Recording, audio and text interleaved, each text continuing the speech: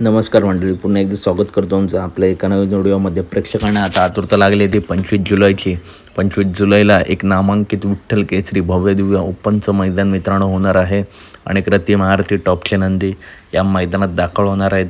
तर मित्रांनो, हे मैदान मागच्या वर्षी गाजवलं होतं ते पैलवान अभिजित भैया पवार स्वर्गीय रणजित निंबाळकर सर यांचा वेगाचा शेवट सारजा आणि त्याचाच भाऊ होतं. त्याच्यासोबत अखंड महाराष्ट्राचा लाडका देव बकासूर या मैदानात इतिहास करून ठेवला आहे जोडीने.